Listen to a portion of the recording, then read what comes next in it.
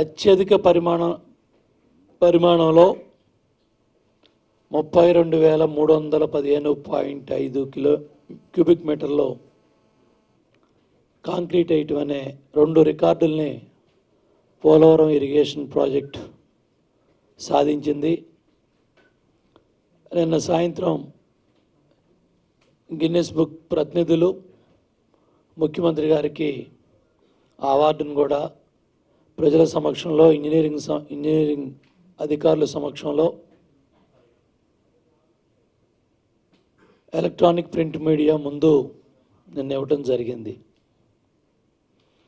చాలా దుర్మార్గంగా పోలవరం వేదికపై గిన్నిస్ రికార్డు నాటకం అని జగన్మోహన్ రెడ్డి గారికి పిచ్చి పరాకాష్ఠకి వెళ్ళింది. పదవి పిచ్చి పరాకాష్ఠకి వెళ్ళింది. దేశం అంతా గర్వపడతా ఉంది.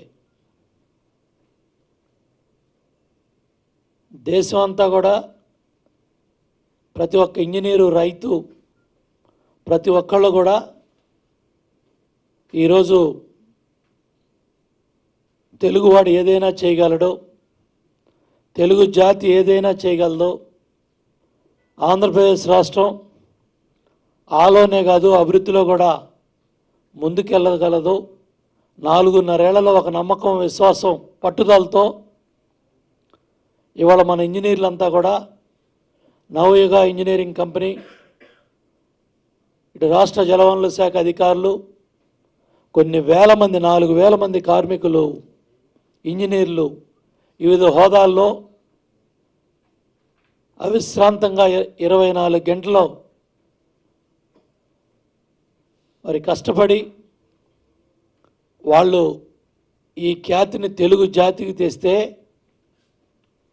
రాష్ట్ర ప్రతిపక్ష నాయకుడు వైఎస్ జగన్మోహన్ రెడ్డి ఒక అవినీతి సాక్షి పత్రికను పెట్టుకొని, సాక్షి ఛానల్ని పెట్టుకొని ఇంత దుర్మార్గంగా పోలవరం వేదికపై గిన్నిస్ రికార్డు నాటకం అని ఇంత బాధ్యతారాహిత్యంగా వీళ్ళు మాట్లాడుతున్నారంటే ప్రజల్ని తప్పుదోవ పట్టించాలి.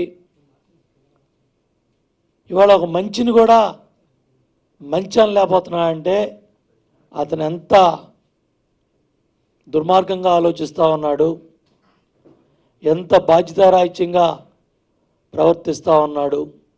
ఇటువంటి వ్యక్తి ఈ రాష్ట్రానికి ప్రతిపక్ష నాయకుడిగా అవసరమని వాళ్ళ ప్రజలు ఆలోచిస్తూ ఉన్నారు. పోలవరం పనులు ఆపాలి, వీళ్ళు రాజకీయ లబ్ధి పొందాలి, ఎన్నికల్లో పనులు ఆగిపోయాయనే చెడ్డ పేరు ప్రభుత్వానికి తేవాలని జగన్మోహన్ రెడ్డి చేయని కుట్ర లేదు, కుతంత్రం లేదు.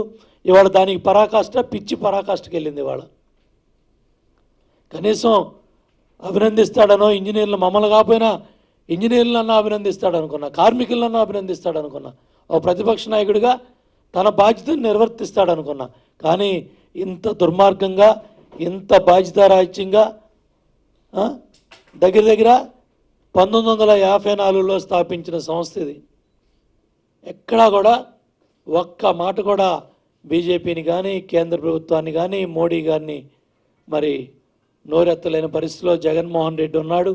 ఇవాళ వాళ్ళు ఇచ్చే డబ్బులు కక్కుర్తిపడి, అటు కేసీఆర్ గారి డబ్బులు, ఇటు మోడీ గారి డబ్బులు కక్కుర్తిపడి రాష్ట్రాన్ని జగన్మోహన్ రెడ్డి గారు మరోసారి తాకట్టు పెడతా ఉన్నాడు.